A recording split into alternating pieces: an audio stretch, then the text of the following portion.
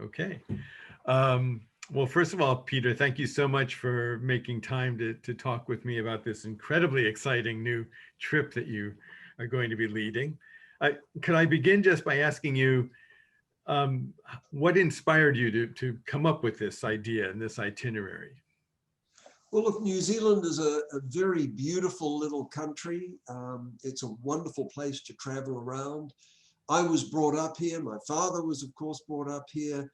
And we know all sorts of little hidden valleys, little secrets, wonderful places to go.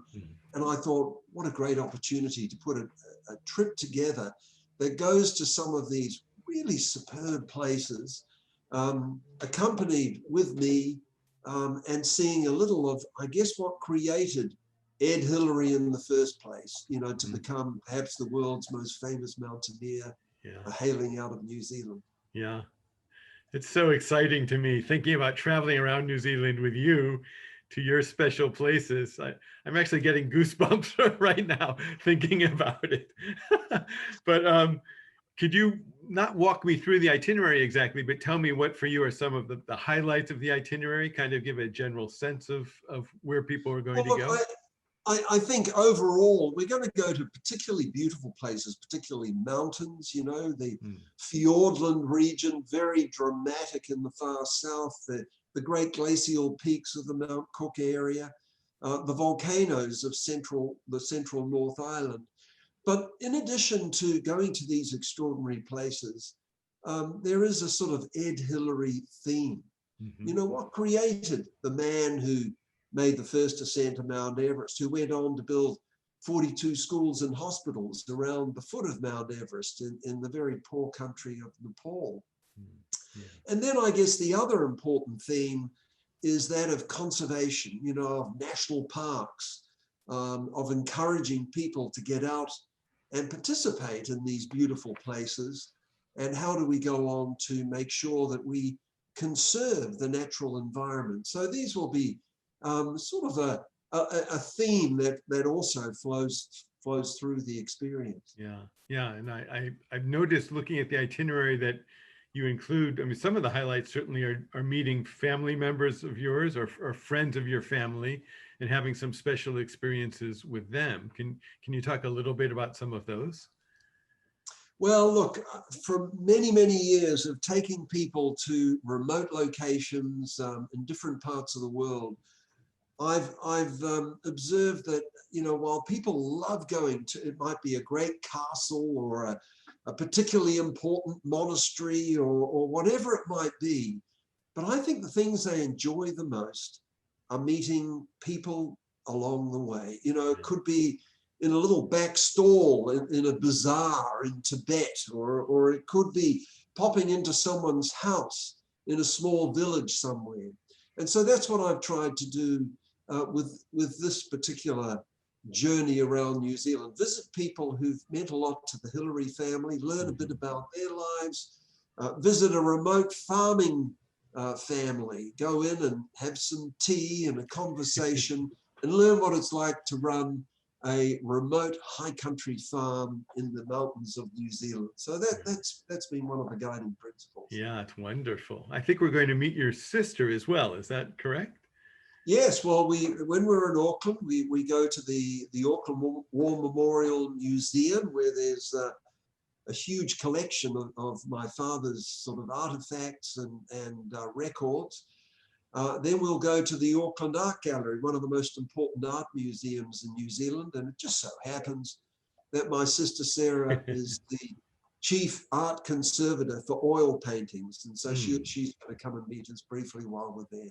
That's really nice. And we'll be walking in your and your father's hallowed footsteps. Well, it will be. You know, ever since I can remember, you know, as a child, my father was taking his family all over this country to adventure, to ski, to climb mountains, to visit friends. And that's really what I want to do with our groups, to share that experience. We'll go to some of the most famous highlights that this country has to offer, but we're going to do it a little differently too. Yeah, I think it's so wonderful. What for you, what's most exciting about, I mean, there are so many fantastic things in the itinerary, but what for you is especially exciting? What are you most looking forward to? Well, one of my favorites is heading out of the little town of Wanaka, one of the most gorgeous locations on the planet, I think. But, you know, I'd be interested to hear what other people think. And we head up this beautiful valley called the Matuki Valley. And this reaches deep into the Southern Alps. So the further you go up through this farm country, these great Southern Alps mountains rise up around us. And we're going to head up there, do a short walk into the upper reaches of the valley, have a picnic. And on the way down, we're just going to pop in to see some old family friends who run this high altitude mountain sheep and cattle station. Wow. So we'll catch up with them over tea and pikelets and hopefully lovely warm weather. Of course, we never know what the weather's going to do. Right. And learn a little bit about their lives and I guess how the Aspinall family and the Hillary family knew each other and have known each other for so many years. Mm. Look, another important part for me is going to the Mount Cook area. This is, I guess, importantly, where my father went to learn the ropes about being a mountaineer. And he did some of the best ascents of some of the most difficult peaks during the 1940s and early 1950s. And this is where he got the skills and basically the preparation for what enabled him to make the first ascent of Mount Everest back in 1953. So we'll be heading up there, walking in his footsteps. Now, of course, my father's not around, but up there at Mount Cook, there is a very impressive 3-meter bronze statue of him. So we can have a chat to him. Excellent. You will definitely meet him then. That's fantastic. Yeah. And is that where you got your first mountain experience as well? It is. I've certainly got lots of stories to tell about that. Turning up there as a just turned 17-year-old with another school friend of mine, thinking we are going to, you know, turn the world on fire with our prowess, and of course learning some pretty good lessons along the way. So yes, Mount Cook was where all New Zealand climbers go, and Australians, to learn about alpinism, in the same way that people in the United States, they go to Alaska to learn about big mountains. In this part of the world, you go down to the south of New Zealand to the Mount Cook area with the great glaciers and the big peaks. Fantastic. What was it? I was going to say, what was it like growing up with your father? But I'm just wondering, did he pass on some kind of very lasting lessons to you, or what did you take from his life and whatever he taught you? Look, he taught me a lot of things, and I think, like probably most parents, they do it by example. And it was a pretty good example. I mean, he was a very generous man. He was a very hard worker. But he also knew how to make difficult decisions. And I think for a young mountaineer, that was a very important one. When to go, you know what? These conditions aren't right to go on. We're going to back off. And we'll come back tomorrow. We'll try again some other time. You know, it's important to know when to push on, when to be incredibly determined to achieve a goal, and when to know that this is not the time. And I think that was one of the most important lessons I learned from my father. And I saw examples of that in the Mount Cook area. So that's one of the stories I look forward to sharing with our groups when we're up there. That's fantastic. I feel that those lessons help you as a trip leader as well. Sometimes you're faced with difficult decisions or sort of spontaneous circumstances where you have to decide what to do. And how do you feel like this has helped you become a better trip leader, that kind of training? Well, look, that's an incredibly good point. I think sort of my background, being raised in the Hillary family, but also being a mountaineer, going on, well, over, it must be close to 60 expeditions in different parts of the world, means that at times you do have to make difficult decisions. And I guess one example was just 5 years ago, I took a group trekking. They were a group of my old school friends, in fact, from various parts of the world. We were all uniformly 60 years of age, trekking up to Mount Everest Base Camp. We were about to go up to Everest Base Camp to have lunch and join some friends up there when the great earthquake, the great Nepal earthquake struck. And of course, this was 7.8, 7.9 on the Richter scale. The shaking was devastating. I mean, it was a national disaster. Over 10,000 people died in Nepal. The local villages up there near the Mount Everest region were badly damaged. And of course, we didn't know what was going on.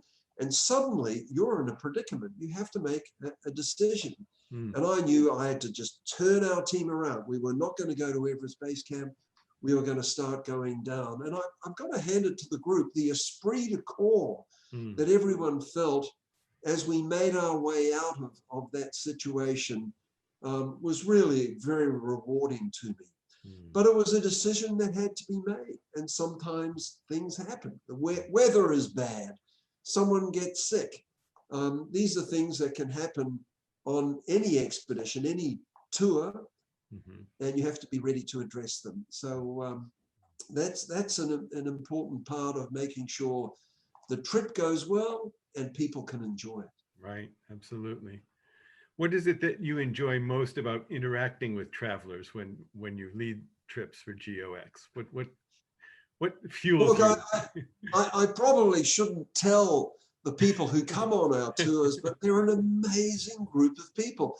I think I get as much out of it as they do. I honestly do, because there are all these different personalities with all these different stories to share. And that basically makes each group has a special chemistry. And that's what I love about it. I get a lot out of it as well. And I think as a group, we all put something in. Of course, we're there to, in this case, travel around New Zealand, meet different people, go to extraordinary places, learn a little that we didn't know before. But it's the contribution by each of the group members. That is really what enriches these trips. I agree. I lead trips in Japan and I feel the same way. But thinking about your trip in New Zealand, and of course you lead amazing trips in Asia, but the idea that you're going to be in your homeland, your birthplace, the place where you grew up, where you became who you are today, and where your father became who he was, that you'll be leading people through that and telling them stories and sharing all of the richness of your background with them. That to me sounds singularly exciting, really amazing. Well, I'm excited about it too, because the fact of the matter is I really haven't taken a group around my homeland quite like this. I've been on some ships around the perimeter, and normally I've taken groups, as you mentioned, you know, off to the Himalayas and Tibet and different parts of the world, Antarctica. So this is going to be very special. This is a homecoming. It's a more intimate tour in a way, because it's looking inside the fabric of a country of which the Hillary family is quite a significant part. I mean, for example, our travelers are going to have to put up with the fact that if they go into a shop to buy something, and let's say the item they're going to buy is $25, they'll pull out a $20 New Zealand $20 bill, and then they'll look around for a New Zealand $5 bill, and when they look at it, there's a picture of Ed Hillary across the front.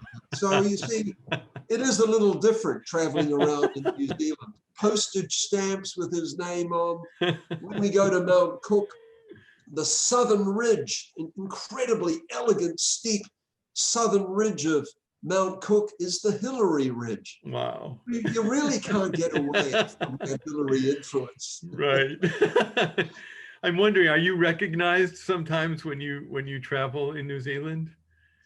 Oh, look, I get quite a lot of that. And of course, you know, I mean, actually, I was just down in Queenstown last week. I went to a restaurant with an old friend of mine, and we're enjoying the meal. And the waiter comes up and she says, "Excuse me, but you're not the son of Sir Edmund Hillary, who's on the $5 bill, are you? And she clutches her heart and goes, oh, I'm so happy to meet you. And I Oh, mean, look, wow. I felt a bit embarrassed, but it is rather nice. That's fantastic. Oh, that's so wonderful. What you've put this trip together, and thank you for gracing GeoEx with this trip. I mean, I think it's just an incredible privilege that we get to enjoy this with you. Our travelers get to enjoy it with you. What are you hoping that ultimately travelers will take away from the trip? Look, a couple of things here. And firstly, you know, I've been working with GeoEx since 2003, you know, largely, of course, in Asia. And I've really enjoyed the experience. I'm absolutely astonished at how thorough GeoEx is in the design of tours. I mean, obviously collaborating with me on itineraries, but the background checking, you know, it makes you realize you've got to be really careful about, oh yes, this can happen, because I found GeoEx researchers do go and check and make sure it really is going to work well. But look, what I hope people get out of this trip to New Zealand is a wonderful, refreshing look at a beautiful country down there at the bottom of the Pacific. One of the loveliest places on the planet, a very relaxed lifestyle. I've heard many people from North America go after visiting New Zealand. It sort of reminds them of a rather charming, easy, happy-go-lucky, easygoing place, maybe like Idaho back in the 1950s. Well, come on down and see for yourselves, because I can't wait to show you around what I see. Oh, that's fantastic. I This is wonderful. I'm wondering, is there anything else you would like to say to travelers who are considering taking this trip and excited potentially about it? Any other final words for them? Well, look, there's a number of sort of underlying themes that were top of mind when we put the itinerary together, and they certainly are the mountains, the really spectacular destinations and locations around New Zealand, the sort of Sir Edmund Hillary theme, you know, the adventuring, but also conservation, visiting national parks, encouraging young people to get into the out of doors, looking at, you know, the public giving back land to conservation. You know, it's another way of looking at this, actually creating new reserves. These are things we've been involved in too. So these are all areas we'll be touching on. But look, fundamentally, it's about people. It's always got to be about people. The conversations you have, we're going to have lots of different people coming in to talk about their specialties. I'll be providing briefing sessions, but I hope people go away feeling that they've made some really good friends down under, down in New Zealand. And I mean, that's really what the trip is going to be about. Yeah, it sure seems that way. And you so often, you hear the word unique bandied about incorrectly, but this is one case where we really can say this is a unique journey. It's really a unique opportunity. And I'm excited just reading it. I hope I can clear my schedule so I can come too. It just looks like a fantastic trip.